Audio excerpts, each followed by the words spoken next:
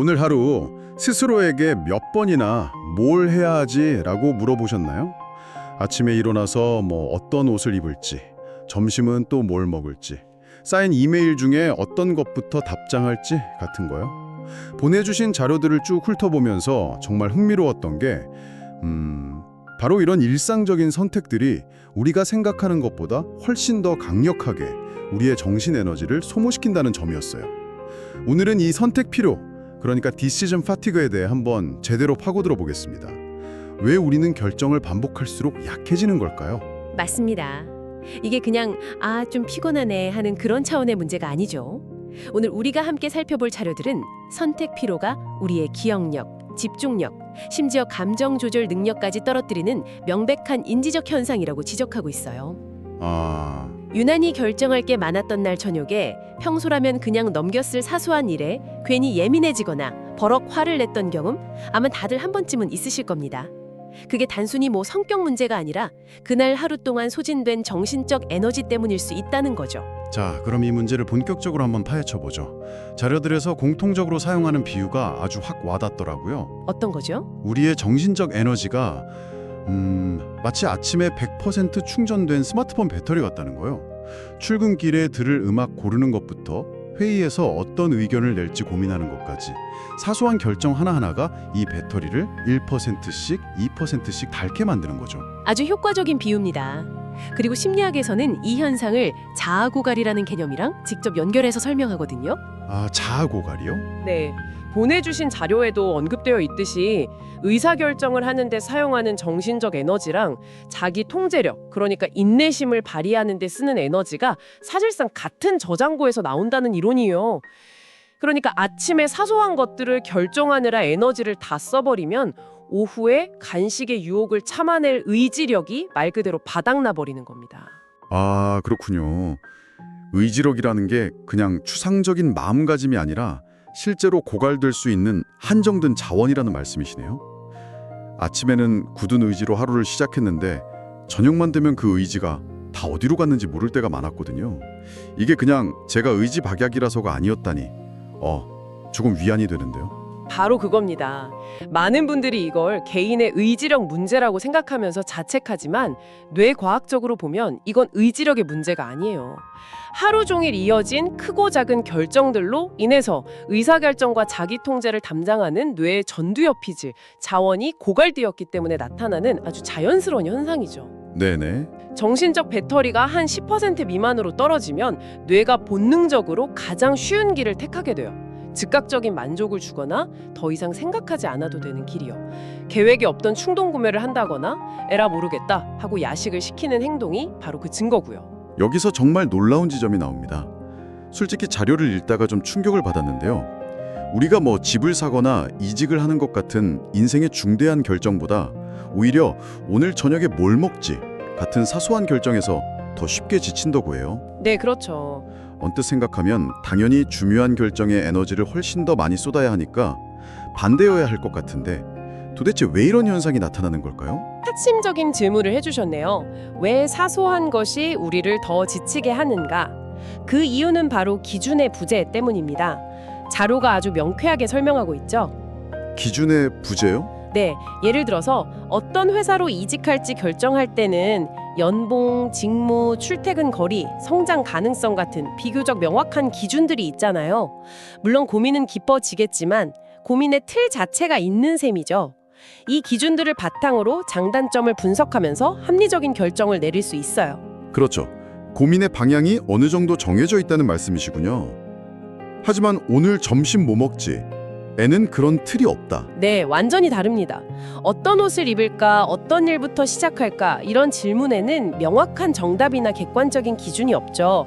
날씨, 오늘 만나는 사람, 내 기분, 어제 입었던 옷과의 조화, 고려할 요소는 무한한데 그중 어떤 것도 정답이라고 말할 수는 없고요.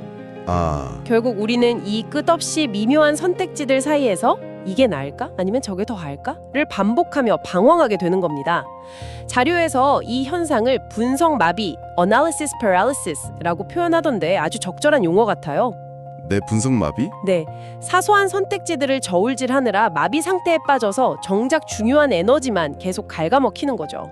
마치 안개 속에서 출구를 찾는 것과 비슷하네요. 어디로 가야 할지 명확한 이정표가 없어서 계속 제자리를 맴돌면서 힘만 빼는 상황이요. 오늘 점심 뭐 먹지?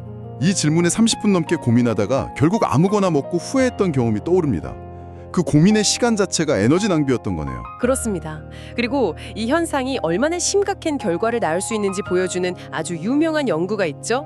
보내주신 자료에도 있었던 이스라엘 판사들의 가석방 심사 결정에 관한 연구입니다. 아, 네, 봤습니다. 연구진이 수백 건의 가석방 심사 기록을 분석했는데 정말 놀라운 패턴을 발견했어요. 판사들이 오전에 심사한 사건의 가석방 승인율은 약 65%에 달했는데 점심시간이 가까워질수록 그 비율이 급격히 떨어져서 거의 0%에 수렴했다는 겁니다.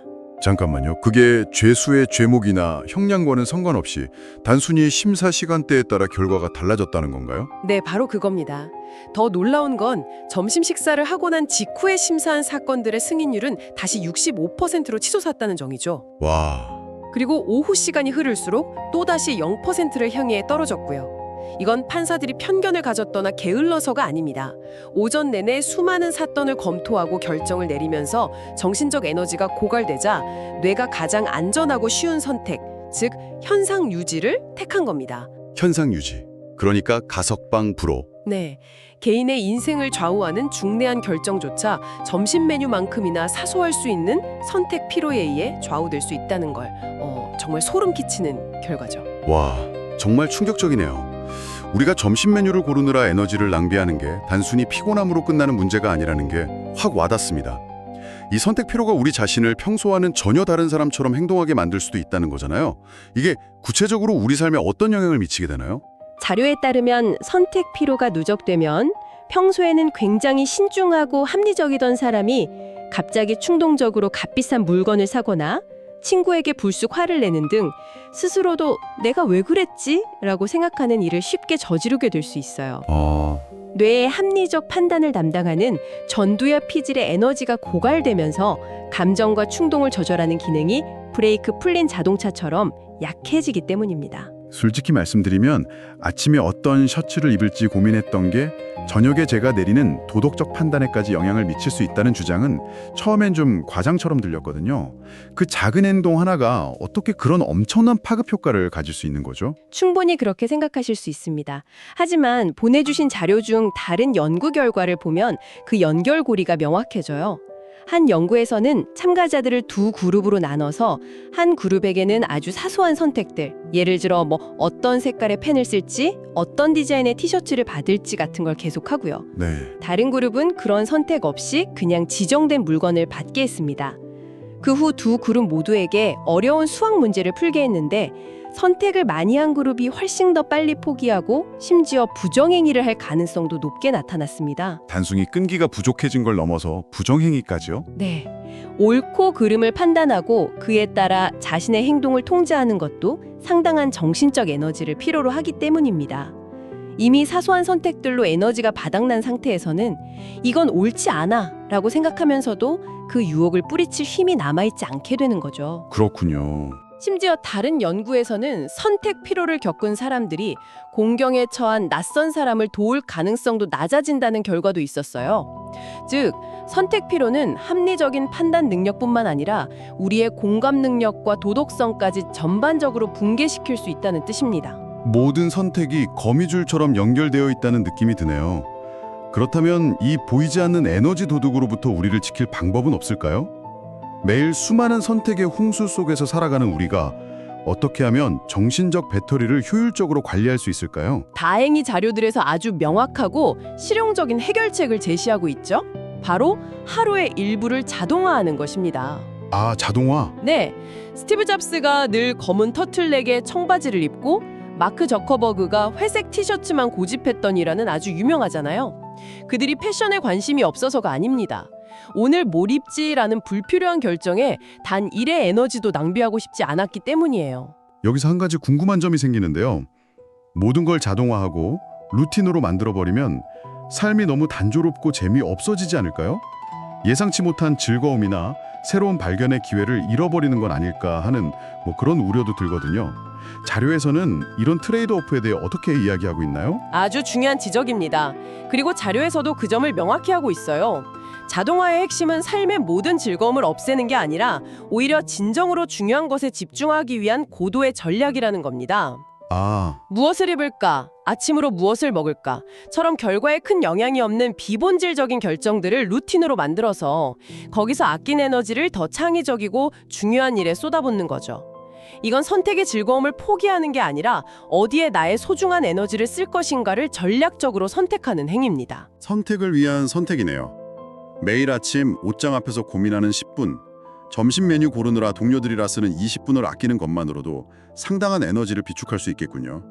그렇게 아낀 에너지를 정말 중요한 프로젝트 기획이나 혹은 퇴근 후 사랑하는 사람과의 대화에 온전히 쏟을 수 있다면 삶이 훨씬 더 만족스러워질 것 같아요. 정확합니다. 그리고 그 결과는 단순히 효율성 증대에 그치지 않아요. 불필요한 선택의 소음이 줄어들면 우리는 생각을 더 명확하게 정리할 수 있고 감정적으로도 더 안정적인 상태를 유지할 수 있습니다. 뇌가 비로소 고요함을 되찾고 정말 중요한 문제에 깊이 몰입할 수 있게 되는 거죠. 네, 꼭 유명인들처럼 거창하게 시작할 필요는 없습니다. 보내주신 자료에 나온 몇 가지 실용적인 팁을 적용해 볼 수 있죠. 예를 들어 일요일 저녁에 일주일치 점심 도시락 메뉴를 미리 정해두기, 업무 시작 후 첫 1시간은 무조건 가장 중요한 일 한 가지에만 집중하기 같은 자신만의 작은 규칙을 만드는 것부터 시작해 볼 수 있습니다. 선택은 우리에게 자유를 주지만 오늘 함께 살펴본 자료들에 따르면 너무 많은 선택은 오히려 우리 마음을 지치게 만드는 족쇄가 될 수도 있습니다. 중요한 것은 선택의 양이 아니라 어떤 선택에 나의 소중한 에너지를 쓸 것인지를 결정하는 질이라는 생각이 드네요. 오늘 하루를 마무리하며 스스로에게 한번 질문을 던져보는 건 어떨까요? 오늘 내가 너무 많은 불필요한 선택에 에너지를 낭비하고 있지는 않았나? 이 질문 하나만으로도 내일의 에너지 흐름이 달라질 수 있을 겁니다. 여기서 한 가지 더 깊이 생각해 볼 질문이 남습니다. 지금까지 우리는 자료를 통해 개인의 루틴을 단순화해서 선택 피로를 줄이는, 즉 개인적 차원의 전략에 대해 이야기했습니다. 네, 그랬죠. 이것은 분명 효과적이죠. 하지만 우리가 살아가는 현대 사회는 어떤가요? 마트 진열대를 가득 채운 수십 가지 종류의 치약부터 머리가 아플 정도로 복잡한 스마트폰 요금제, 끝없이 새로운 컨텐츠를 추천하면서 우리의 결정을 요구하는 OTT 서비스까지. 우리를 둘러싼 환경 자체가 우리의 선택 피로를 유발하고 심지어 그것을 이용하도록 설계되어 있습니다. 아, 그렇다면 개인의 습관을 바꾸는 것을 넘어 우리의 정신적 에너지를 끊임없이 고갈시키는 이 세상의 구조 속에서 우리는 어떻게 현명하게 항해할 수 있을까요?